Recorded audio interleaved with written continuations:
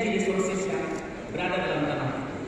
Itulah yang disebut sebagai digital space, yaitu ruang digital yang dapat dijadikan sebagai sumber kekuasaan.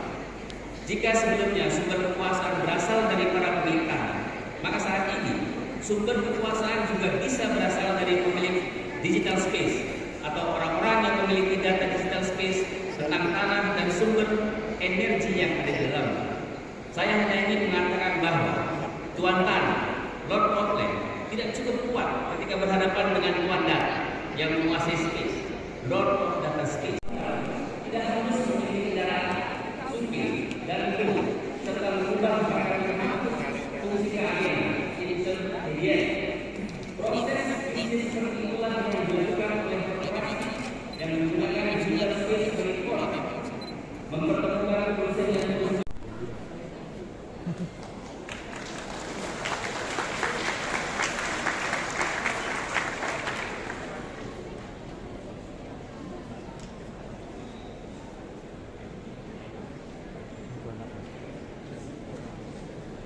besar kawan saya laki dan nomor 2 perempuan, nomor 2 yang kecil itu anak saya 4 anak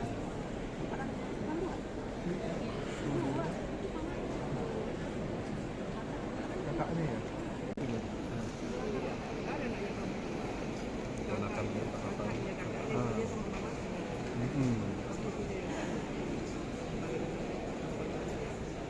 dan sangat sulit diprediksi, maka akan menjadi best practices pembelajaran bagi anak bangsa.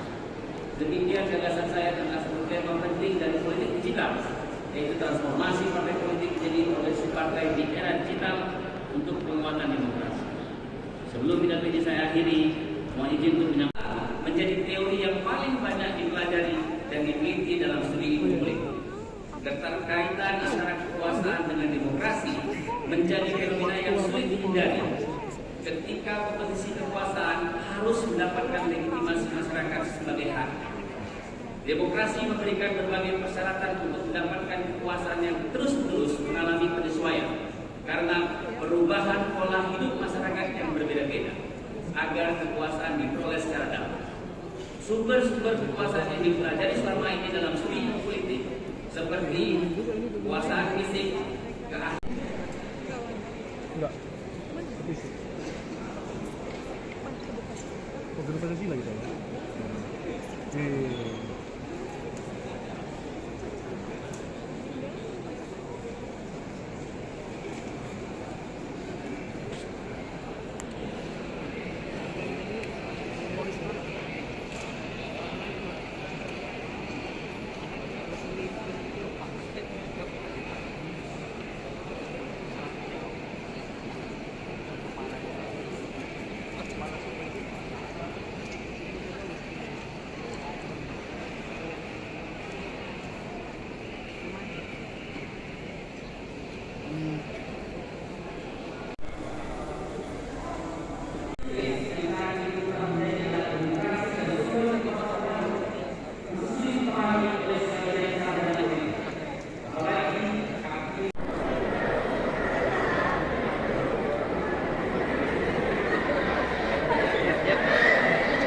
Belajar, izin bicara Mas.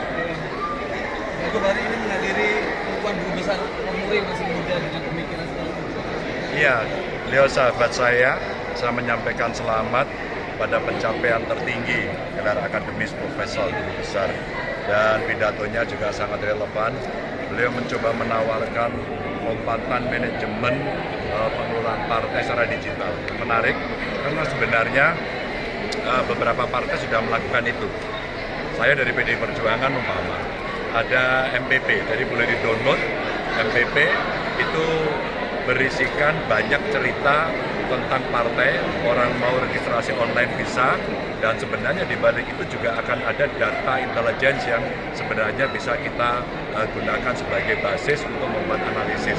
Sehingga artificial intelligence akan bisa membantu bagaimana mengelola anggota, terus relasi dengan masyarakat, dan yang menarik dari pidato tadi sebenarnya bagaimana melibatkan partai politik ketika dia harus berpartisipasi pada kebijakan publik. Dan itu menurut saya oke. beberapa yang pengalaman saya sebagai kepala daerah mencoba mempraktekkan itu dengan mengundang para partai politik, anggota partai politik, pimpinan partai politik untuk terlibat di musrenbang. Sebenarnya tadi salah satu yang menarik itu. Nah, karena itu tidak terlalu optimal, maka dunia digital sebenarnya bisa dipakai sebagai satu jembatan untuk mereka bisa menyampaikan aspirasi, komunikasinya, termasuk kritik otokritik yang bisa diberikan. Dan tentu saja materi dari pengukuhan Guru Besar Prof. Muri menurut saya perlu diteruskan, dipraktekkan oleh partai-partai sehingga partai makin modern.